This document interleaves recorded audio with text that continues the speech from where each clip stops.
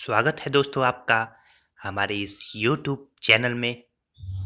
आज का जो हिंदी का जो टॉपिक है वो है उपसर्ग और प्रत्यय। दोस्तों आइए हम लोग चर्चा करते हैं उपसर्ग पे। आज के इस टॉपिक में मैं केवल और केवल उपसर्ग पर ही चर्चा करूंगा, प्रत्यय अगले लेक्चर में।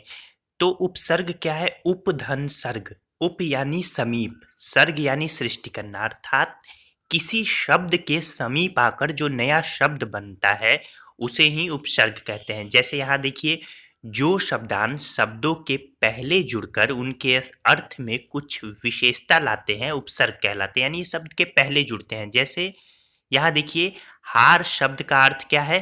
पराजय। तो परंतु इसी शब्द के पहले प्र शब्दांश जोड़ने से क्या बनेगा? प्रहार। तो प्रहार का क्या अर्थ होगा? चोट करना।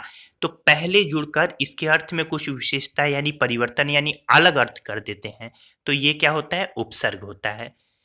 तो उपसर्ग आप समझ गए, पहले जुड़ता है, जबकि प्रत्यय शब्द के आखिर में जुड़ता है, प्रत्यय अगले लेक्चर में। तो उपसर्ग संस्कृत भाषा की विशिष्टता है, ये भी पूछा जाता है। उपसर्ग के कितने भेद हैं? तो देखिए, संस्कृत के उपसर्ग, हिंदी के उपसर्ग, अरबी फारसी के उपसर्ग, फिर अंग्रेजी के उपसर्ग। पांचवा है संस्कृत के अव्यय यानी अविकारी शब्द जो उपसर्ग के रूप में प्रयोग किए जाते हैं। और छठा है एक से ज्यादा उपसर्गों का प्रयोग। दोस्तों अगर आप हमारे चैनल पे नए हैं तो चैनल सब्सक्राइब करना ना भूलिएगा और वीडियो पूरा देखिए ताकि आपकी समझ अच्छी हो सके।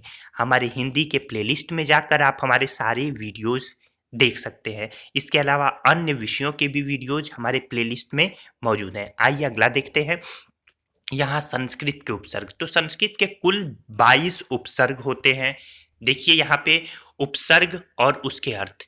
तो यहाँ मेरे आपके सामने एक चार्ट होगा, ये देखिए, आप स्क्रीनशॉट भी ले सकते हैं संस्कृत के इन 22 उपसर्ग के।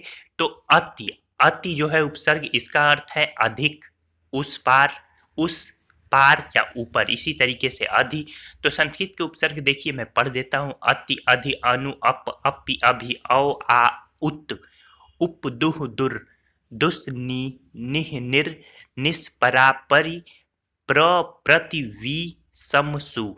तो देखिए, ये अति के साथ जो शब्द रचना हो, अतिक्रमण पूछा जाता है, आसान है, आप पता भी कर लेंगे। जैसे मान लीजिए दे दे अपराजय, अब बताइए इसमें उपसर्ग क्या है? तो बता देंगे अप। इसी तरह दे दे प्रकोप, उपसर्ग क्या है? प्र। इसी तरह दे दे सुसंस्कृत, उपसर्ग क्या है? तो ध्यान रखिए, संस्कृत ले लीजिए, तो संस्कृत में उपसर्ग क्या है? सम उपसर्ग है। ठीक, सुसंस्कृत में उपसर्ग क्या है? तो सु भी आगे हो गया और प्लस संस्कृत, तो सु, इसके अलावा सम, फिर आगे जो बचा। तो इस तरीके से आप उपसर्ग पहचानना सीख गए। ये उपसर्ग के अर्थ भी पूछे जाते हैं कभी कभी, जैसे अपि का क्या अर्थ है? तो आवरण। प्र का क्या अर्थ है? अधिक के आगे। लेकिन इतना नहीं, सबसे ज्यादा यही पूछा जाता है उपसर्ग पहचानने के लिए। तो संस्कृत में उपसर्ग कितने होते हैं? 22। ये प्रश्न भी अक्सर पूछा जाता है। आइए देखते हैं हिंदी के उपसर्ग। हिंदी के उपसर्ग वैसे तो फिक्स कोई नहीं है कि कितना होता है, फिर भी कुछ महत्वपूर्ण उपसर्गों को हम यहाँ देख लेते हैं। जैसे अ, अन, अध, उन, औ, भर, कु, दु, नि, बिन, सु, पर। तो अ का जैसे अभाव में कौन सा उपसर्ग है? अ। 19 में कौन सा उपसर्ग है? उन। अवगुण में कौन सा उपसर्ग है? औ। फिर कुपुत्र में कौन सा उपसर्ग है? कु। तो इसका भी अर्थ आपके सामने होगा। अगला देख लेते हैं अरबी फारसी के उपसर्ग, जो कि उर्दू के भी उपसर्ग माने जाते हैं। अल, कम, जैसे अलबत्ता में कौन सा उपसर्ग है? तो अल, ये अरबी शब्द है। फिर कमजोर में कौन सा है? तो कम है।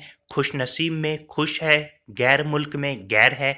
इसी तरीके से बद में, तो बद में, बद किस में आएगा? बदकिस्मत में बद आ जाएगा यानी बुरा। फिर बेइज्जत में बे होगा, फारसी शब्द है। फिर लापरवाह में ला है, अरबी शब्द है। तो ये जो मैंने फारसी अरबी लिखा है ये कुछ कुछ पूछे जाते हैं, तो इसे देख लीजिएगा। फिर हर एक में हर है, ये फारसी है। फिर हम उम्र या हमदर्दी में हम है। तो उर्दू के सारे उपसर्ग अरबी फारसी से लिए गए हैं। ठीक है दोस्तों, तो इस तरीके से यहाँ कुछ एग्जाम्पल है आपके सामने, कुछ प्रमुख शब्द तथा उपसर्ग जो कि अक्सर एग्जाम में आपके पूछे जाते हैं। दाहिने साइड में देखिए उपन्यास पूछ देगा, उपन्यास में मूल शब्द क्या है? तो उपसर्ग हटा दीजिए, उपधनी, ये उप और नी ये दो उपसर्ग है इसमें, और आस जो है वो मूल शब्द है। इसी तरीके से प्रत्याशित, तो ये है प्रतिधन आशा धन इत, इसमें उपसर्ग भी है प्रत्यय भी है। प्रति उपसर्ग है, इत प्रत्यय है, तो आशा मूल शब्द हो गया। प्रत्युपकार में उपसर्ग क्या है? प्रतिधन उपधनकार, यानी प्रति और उप ये दोनों उपसर्ग है, तो दो उपसर्ग है इसमें। और मूल शब्द कार, सुसंस्कृत में सु सम और कृत, तो सु और सम दो उपसर्ग है। फिर समालोचना में सम धन आ धन लोचना, तो सम और आ दो उपसर्ग है। इसी तरीके से बाएं साइड में संरक्षण में सम है, अत्युक्त में अति है, सदाचार में सत उपसर्ग है, निराभिमान में निर है, उज्ज्वल में उत है। तो ये कुछ कुछ जो महत्वपूर्ण है और अपवाद है वो मैंने आपके सामने रखे। ठीक है दोस्तों, अपना ध्यान रखिए, चैनल को सब्सक्राइब करना ना भूलिए और लाइक करना भी ना भूलिए। नमस्कार दोस्तों।